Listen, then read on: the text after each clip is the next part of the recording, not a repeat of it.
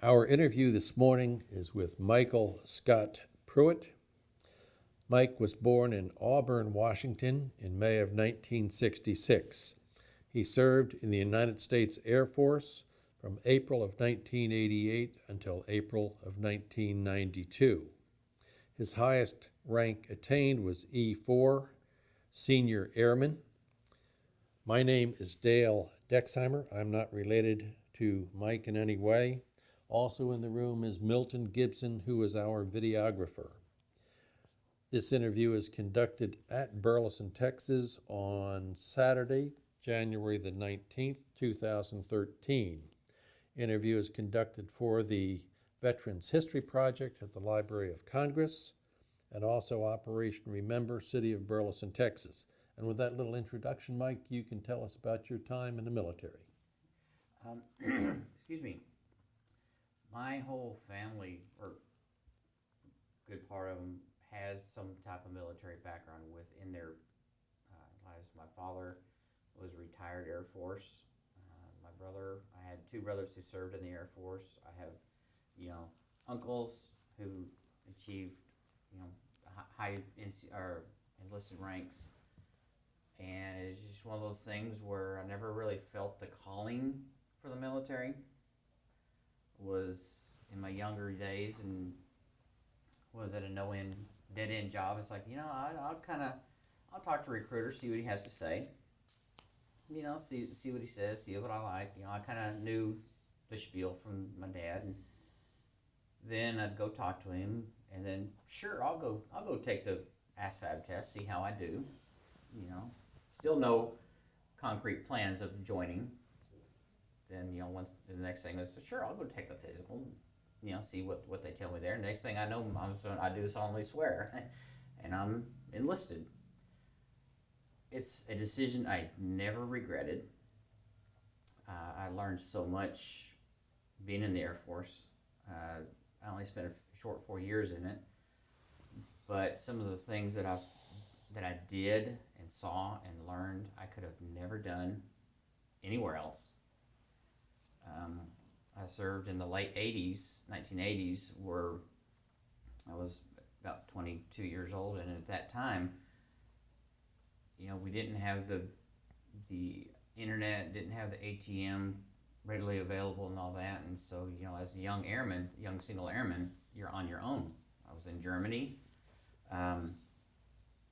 You're literally on your own. If you run out of money, you get paid on the first. You run out of money on the second, you call mom, I need some money. She sends it to you. It's a week in the mail. The banks hold it for 10 days. And guess what? It's payday again. So you had to learn to grow up and be on your own. And if I hadn't done that, I don't know what things would have been like. So I valued that aspect of it. The 2 years I did spend in Germany were probably, as I look back on it, were probably the two most fun years I've had. The whole time I was there, though, I kept waiting to get back to the real world. Everybody had a countdown when they're coming back to the stateside. And I was one of those. And once I got back, I realized just how easy or not easy, but how good I had it over there. Our work schedule was it was a rotating 6 days on and 3 days off. And I was with being right there in Frankfurt, which is central Germany, your 6-hour train ride to anywhere in Europe. So, and we did a lot of train riding. A buddy of mine has family and actually lived in Germany. So he had some local ties, and we would always, go on some kind of little trip. Whether it was down to Italy or, France or wherever. Those four of us actually went back when it was still East Berlin. We did a trip to East Berlin. And, we had to go through our commanding officer and first officer and get all the flag orders and everything in order to do that. But it was very interesting because you get over to Checkpoint Alpha, which is right there on the East Germany border, and you have to sign in. And the funny thing about that is you're sitting in your car, you're supposed to sit sit at attention, hands on your lap. You got to look forward. You can't look around. You got the Russian soldiers with their guns and all that readily available, and they meant business. The height of the Cold War, we didn't trust the Russians. They don't trust us. They didn't like us, and so you didn't dare look when you checked in at Alpha. You had a certain time frame. You had to get to checkpoint Bravo. If you didn't make that time frame, they were going to come looking for you. Whether, if you had a flat tire or whatever, that you could explain that away, but they wanted to keep track of you. And then once you got to checkpoint Charlie, the infamous, it was just so inspiring to see how life was on the other side of the Iron Curtain. And the day we went, it is what I would think most Americans at the time pictured East Berlin to be, like cold, dreary, drab, overcast, and that was the feeling of the city. You go into shops, and being military, we had to be in full military uniform anytime we were in the Russian sector. So it was obvious that we knew that we were American military. The shopkeepers would just keep their conversation basically to telling you how much your purchase was. They wanted our currency, but they didn't want the conversation to go along with it, which was really kind of eye-opening. And just walking around the city and seeing their wares that they're selling in their stores, the window fronts. One store was selling these radios that looked like something we would have sold in the 1950s as state-of-the-art equipment. So that, they were well behind the times, and that was interesting. Probably the best time I had over there in the East was there was four of us. We were walking through one of the old World War II memorial parks, and there was two older East German men had their Steins of Beer, and as we were walking by, they raised their beer glass and toasted us, and that was very interesting. That reaction compared to everything else we got in the city. But that was looking back on that visit, that was probably the best trip of any kind I could ever take. Because shortly after that trip was when the wall started coming down. And to say that I got to go over there and see history and essentially be a part of it. Because when I was in Frankfurt when the wall actually came down. And that was neat. I remember walking around to the BX. They were actually selling little rocks, chunks of the walls. And I had to buy my little piece of the wall. I still have it to this day, and it's always something that nobody else really can appreciate. But that's something that I will cherish and value my entire life. And then we'd have other little jaunts we'd go on. We'd go walking through the forest with these little Volks marches, 10-kilometer marches, and just see the countryside and be with the people, the German people. And it was looking back on it, those were very fond times. I wished I had stayed longer.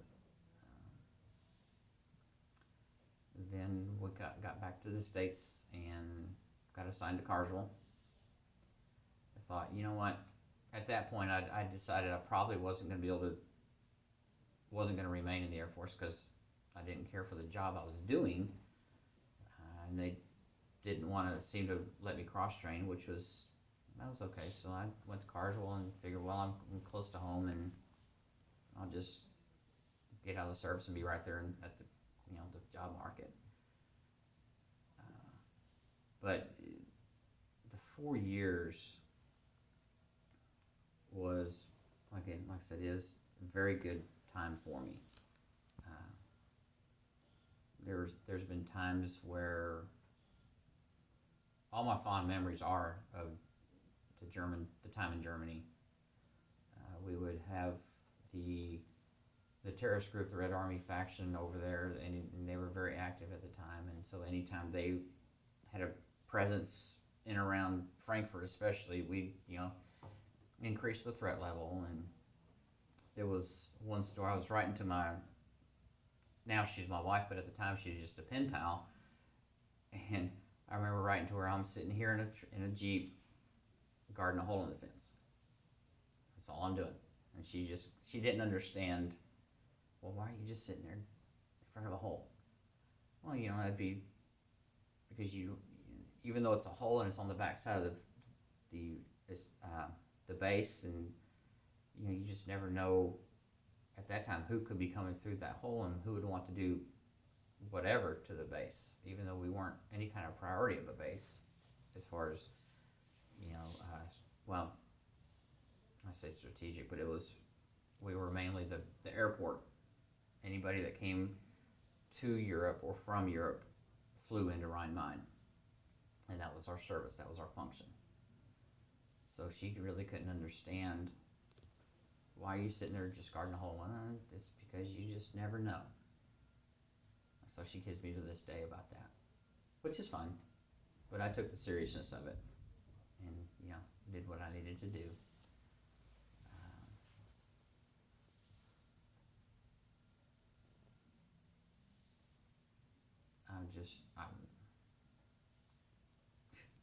Let's go back and start. Certainly you come from a military family,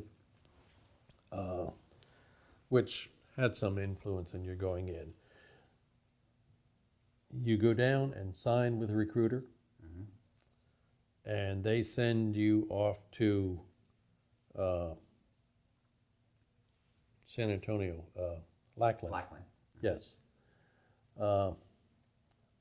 Since you have this military family, was the basic training about what you expected? It was more mental, more of a mind game, because Dad would tell stories when he was in the Marine basic training, and you did something wrong, the instructor would just knock you upside your head, where they didn't think twice about it. It's like it was fact of life back then. But the times have changed so much. When I was in it, it was more mental, a mind game kind of. They would break you down, and I say break you down and build you back up to where they wanted you to be. Because one of the examples one of my drill sergeants gave to us one time was, if you have to think the right way, because if you're a maintenance guy on an F-16 and that tech spec book tells you got to turn this screw a 1/4 inch and you turn it a 1/2 inch, well, not only can you cost that pilot his life, you can cost civilians on the ground if the airplane crashes, and that kind of put it in perspective.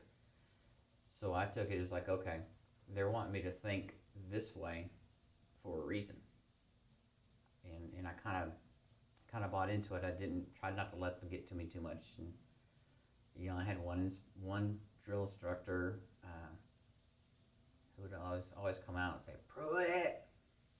I don't care where I was in the room or wherever he would find me, and "Pruett, I don't like you." And it's looking back on it, it's like, yeah, okay, you're just messing with me. I understand, but when you're going through that, it's like, oh God. How old were you? I was 22. Okay. I had my 22nd birthday in basic training. Happy birthday. I can think better ways to spend it. But so the basic training part was, I wouldn't say I was very surprised by much of any of it.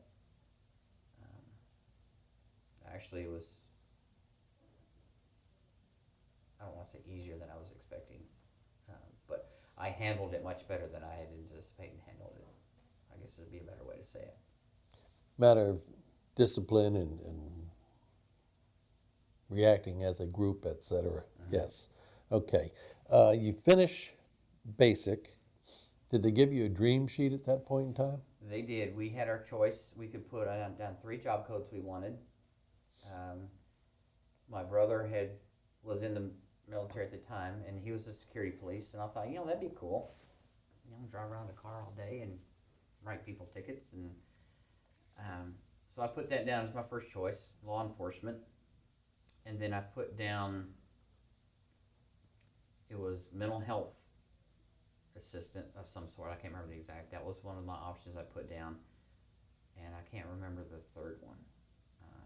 But they gave me security police, law enforcement, which is what I asked for.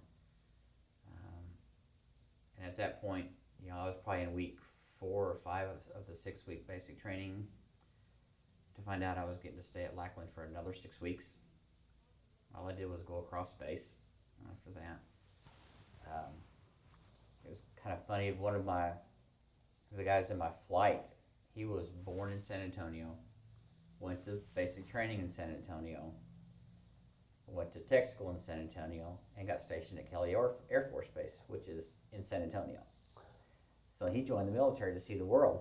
He just got to see different parts of the same city he was raised in.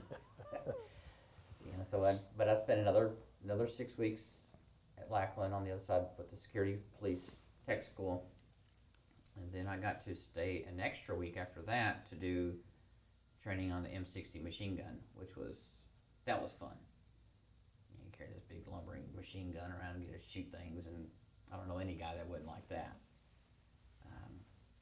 Then after that, we got, at the time they were sending all their security police after Lackland, they would go to Fort Dix, New Jersey for more in-depth schooling, which was more along the lines of defending the airbase itself. It was kind of like a little mini version of the Army basic training as far as the courses we took: land navigation, radio communication, live fire exercises. Probably the funnest experience we had was the beach. We're about 100 yards and you have to crawl up and down the beach. A big sand pit. And that was physically draining. Probably physically the hardest thing I had to do. Because it was just up and down, up and down, up and down. And then after the 6 weeks at Fort Dix, and it was kind of cool because, that's one of their basic trainings for the Army.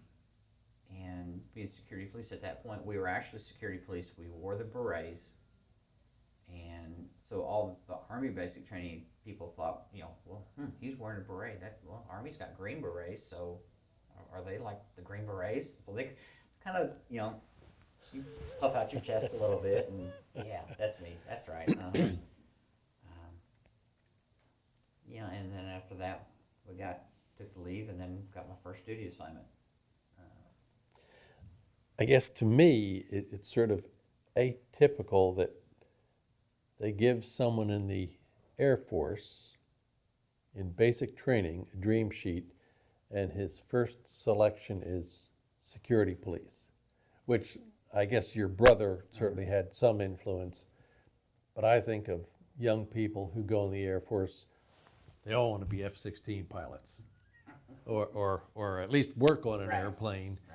And really there are just so many other facets in all of the militaries. Just computer specialists, electronic specialists. Somewhere you have logistics people and cooks and corpsmen and all those other things. But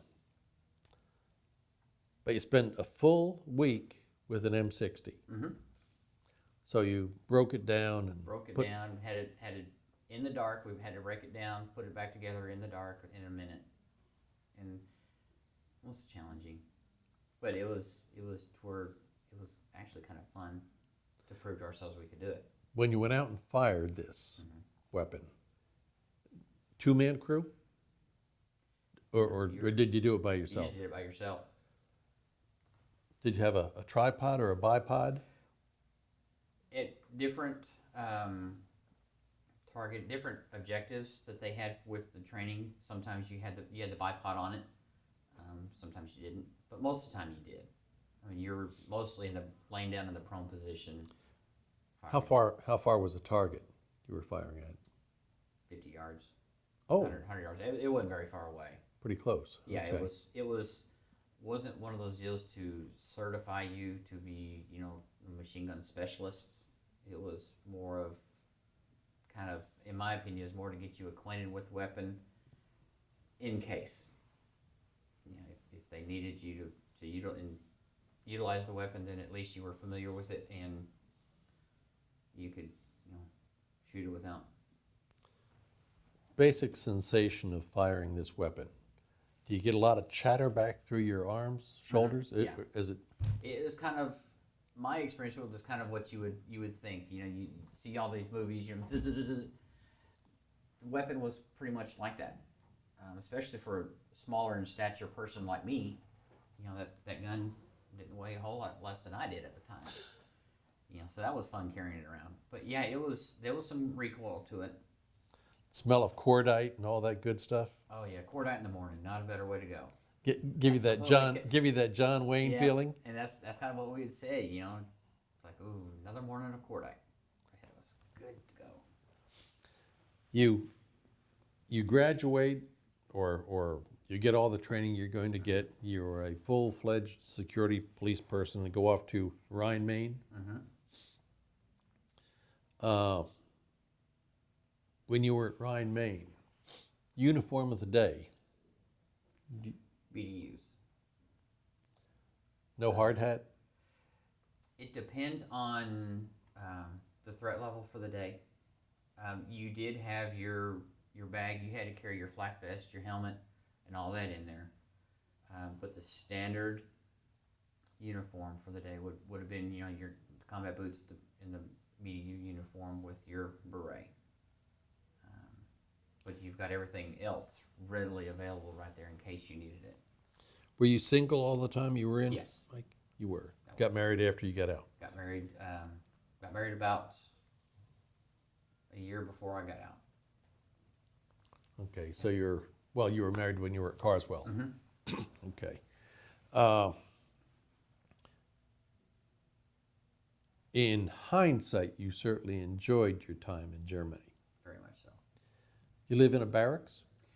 We did. It was a two-story with, you know, you had a roommate, and it wasn't any different than a college dorm. As far as Have a big day room somewhere, I guess? You had a big day room, and we thought we were living it up when they finally put a kitchen in it. You know, we got a stove and a sink in the day room, and that was not very many people used the day room because there wasn't anything in it, or in my dorm. But it was available. Most of us just would spend time in the town. Or You live in a barracks. You had available a mess hall, I guess, where you could get 3 squares a day. Uh-huh. But if you chose, you could go off base, I guess, to local establishments. Mm-hmm. Yes. You work 8-hour shift, pretty much? For the most part, it was 5 days a week? No, our rotation, our schedule was we would work. At the time, you would either work all days, or if you didn't work the day shift, you worked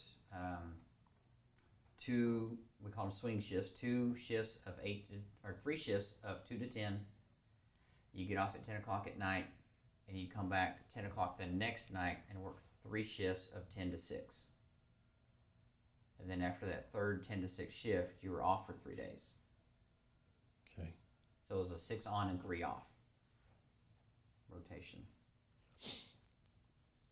On an average day, you made some reference giving out speeding tickets. I don't think that was your primary function. No, certainly not. But what were the functions? What were you supposed to be doing? It depended on, every morning we'd have what we call guard mount, which is like roll call. We'd all get in formation. Our flight chief would talk to us, and we'd have station charts basically. You know, you'd look, find your name on the chart, figure out where you're working that particular day. You could be working the main gate, you could be working the back gate, you could be working the pass office, giving out visitor passes, or you could be patrol. And so obviously, if you were working the main gate, you would check people's ID. At the time, we had to check their ID card for everybody in the vehicle, and we had to check the vehicle's registration, make sure that the registration matched the license plate. And Were you all pretty conscientious on that? Oh yeah, yeah. Kind of sounds kind of bad, but we would kind of challenge each other. You know, it's like, hey, I just, send one over to the Pastella to get their pass. It was kind of a help time go by, we kind of made it a game a little bit. But that much we took very serious. Even to where if their ID card was destroyed, I say destroyed, but if something was wrong, if the laminate had come off, we'd confiscate it and tell them they had to go to the pass office and go get that taken care of. And because at the time, especially being over there with all the terrorist groups that were very active there, no telling who could get a hold of an ID and mutilate it and change pictures out or whatever. So that part we took very serious. And then we had to do random car searches where we pull a car off to the side and just do a cursory check and make sure everything looks legitimate like it's supposed to be. And occasionally K9 units would come up there and they'd have their dogs sniff the cars. But as far as that goes, security was taken very serious.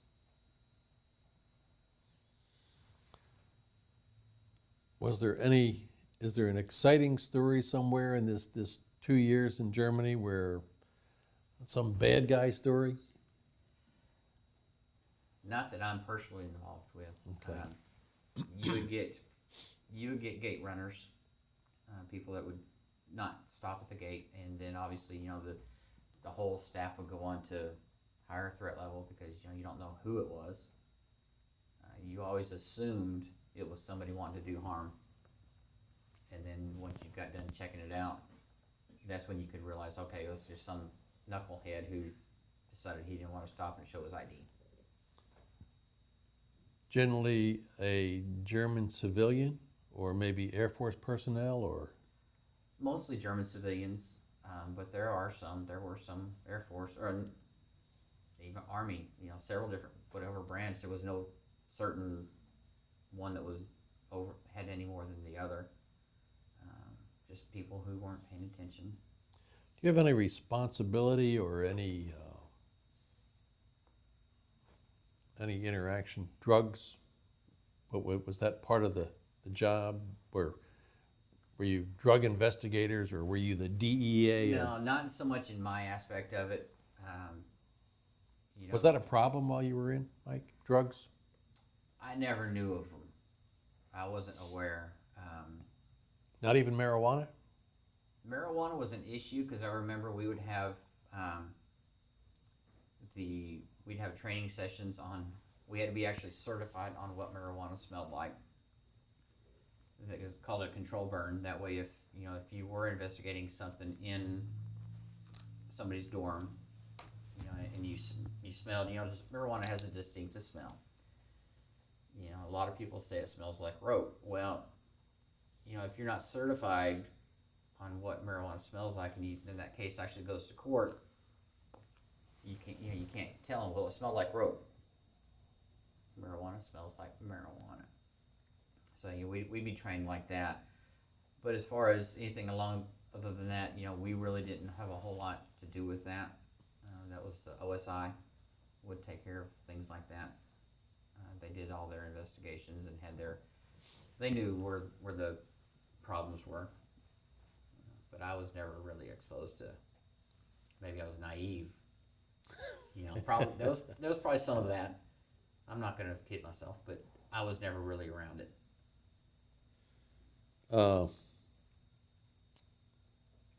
While you were there for your 2 years, visited Italy, France, go to Britain? We did not. I had a friend of mine from high school who come over to see me, and she was very much into the English pop culture at the time. We rented a car, we went to Paris, we went all the way to the coast of France, and realized it was going to cost about, at the time I think it was about $400 to take the car over, take the ferry over, and we only had about $500 between the two of us left. So if we would have been hard pressed to get back. So we made it to the coast of France and didn't go any further. But it just gave us an extra night in Paris. I had been to Italy 2 different times. I had some, actually, when I was in Germany, my parents sponsored a foreign exchange student, and he was from Milan, Italy. And so, and his dad was one of the top recording producers in Italy at the time. So they had. So we went and visited them. Took a road trip down there. 6 hours, and we were just about there. And they took us all over the city. They took us to Venice. Then on another road trip, we went down to Rome. Saw some fascinating things as far as the Colosseum. Just imagine what that was like in its heyday compared to how well preserved it was. Drove through Innsbruck, Austria, saw where the Winter Olympics were. You could actually see the ski jump from the freeway. Went to Munich a couple of times.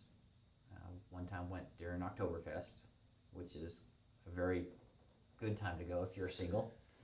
And like partaking of beverages. Very fun time. And just so much history. The Winter the Olympics there in Munich that were there, and we went just about everywhere I wanted to go. You mentioned at Rhine, Maine, you were within 6 hours any place in Europe by rail. Mm-hmm. You ever ride the Euro rail thing? We did. I took it to. I had some friends that I'd grown up with. Her husband was stationed up in the northern coast of Germany. So my first Thanksgiving alone, I took the train up there. And I've taken the train just mainly more of a commuter around Frankfurt. But that was a trip, and of course, not being able to read German and understand German, I got on the train to go up to Bremerhaven, which is, like I said, North Germany. Ended up in southern Germany because my train, I was supposed to get on this train at 12 o'clock, and whatever train was on that track at 12 o'clock is what I got on. Ended up going the wrong way. So the conductor, whoever he was, came out, was checking tickets, and I gave him my ticket, and he's talking to me in German, and I'm talking to him in English, and we're just not understanding each other at all. So another passenger helped out and said, "You're trying to go to Bremerhaven?" "Yeah, well, this is the train." I forget where I ended up being. But she said, "You're going to Austria." Yeah. It's like, whoops.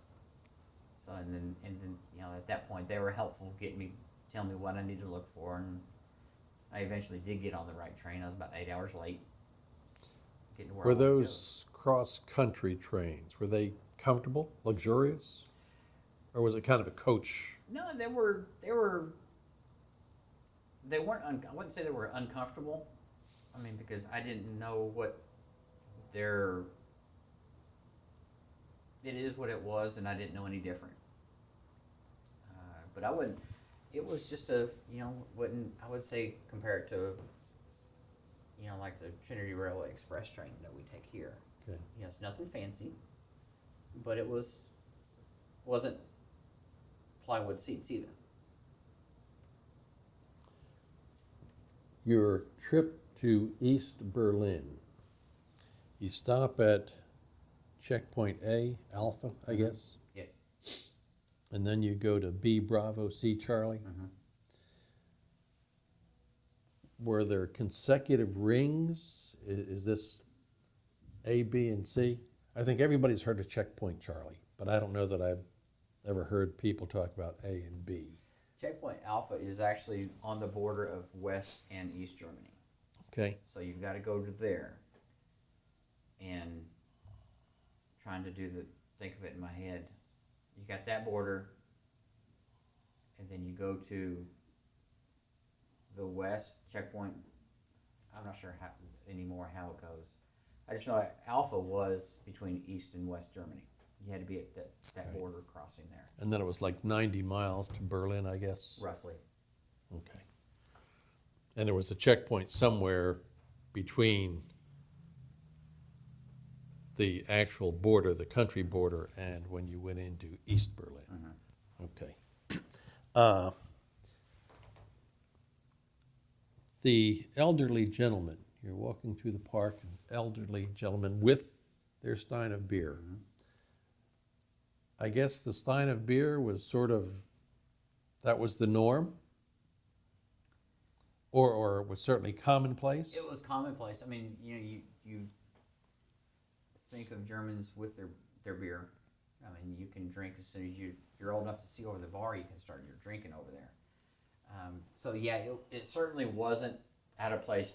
Two gentlemen having a beverage in a park. It just kind of fit the stereotype.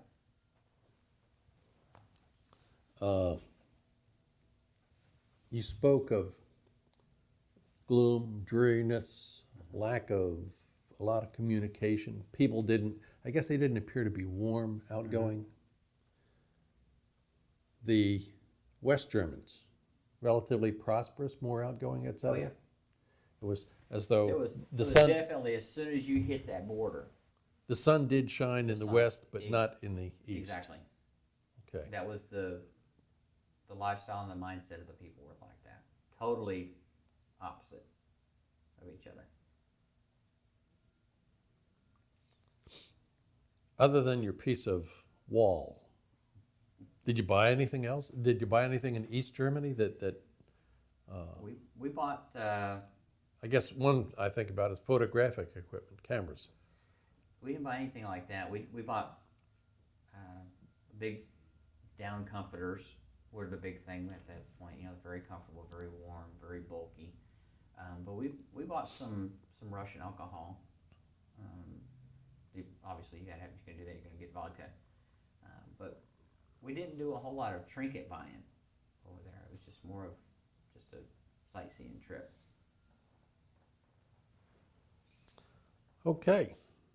I guess just one last question. People who had an influence, people that you remember, some E7, E8 sergeant that had some sort of influence or captain, major? I had my first supervisor was Staff Sergeant Heaton, Rich Heaton. He was the one that I mentioned earlier that was actually has the German lineage in his family. He was the one that we kind of did all these trips with. He's actually now lives in Florida, and we keep up with each other. We're friends on Facebook. He came to Austin 2-3 years ago for a conference for his job, and I made the trip down there to see him. And he's been to Texas a couple times, and when he comes, I try to arrange to meet up with him. He was a mentor? He was actually my supervisor. Okay. So yeah, he was the first supervisor I had as a young airman. Mentor, that would describe him. Very, personality-wise, very kind of the same. Very laid-back, easygoing. Knew when to get serious, but was approachable, and like I said, we're friends to this day. And then one of the first officers, the captain, was very. It was one of those deals where, in his official duties, he was the enemy, so to speak. You know, any officer was. But you get him outside of that, and I had issues with. Actually, when it was time for me to PCS back to the States, there was an issue going on where security deal going on with the Red Army faction was hot and active at that point, and they were trying to keep me in country, keep me from coming back. And I had already sent my stuff, all but what a week's worth of clothing and necessities had already gone, and so I approached him with the situation, and he was understanding. He talked to the commander, and he worked it out for me, and that kind of changed my attitude towards him. It's like, okay, so he's not such a jerk after all. Of course, you never admit that, but so he'll always stand out. And there's another Sergeant Scott Deeds, who we didn't work together a whole lot, but what little interactions we did have, he's always remained in my, recollection. I've always thought fondly of him. And then I've got another tech sergeant, Chester Swift was one of our flight commanders, and he'll always stand out in my mind as somebody you'd want to look up to. One of the reasons you got out, you wanted to cross-train. Powers that be didn't think that was appropriate. What did you want to go to? It was one of those deals where I didn't really care too much. I didn't do a whole lot of checking into it because it was very quickly told no. But I wanted, at the time, it would have had to been something that I could have done without having to go away for 2-3 months to go to schooling for. But I didn't, one of those deals where I really didn't care. I liked the lifestyle. But, like I said, they would rather let me out of the Air Force altogether than to cross-train me. I didn't, at the time I didn't care if I was a payroll clerk. That wouldn't have bothered me. But the powers to be decided that was not what they wanted me to do, so, okay. Have you, after you got out, have you ever used any of the Air Force skills in your civilian life since? The discipline, self-discipline would be probably the first thing that I would mention. But as far as, the training I got, as far as, law enforcement, in my current job, there's not a whole lot of need for that. But just the self-discipline that the military taught me is what I'll always take away from it. Good experience at 4 years. Unlike your brother, at 4 years it was time to cut and run. Good, okay. Well, we certainly appreciate you taking the time, Mike, to come down and visit with us this morning. Pleasure. We appreciate your time in the military. You're sort of distinctive. Milton and I have done, 110, 115 of these interviews in the last 3 years. Your family involvement in the military is pretty unique to what we've done. You've got a whale of a family on U.S. military. My dad, 2 brothers, and the one brother that wasn't military, he works for Lockheed. So we're either in the military or building planes for the military. You bet. Thank you, sir. I appreciate it.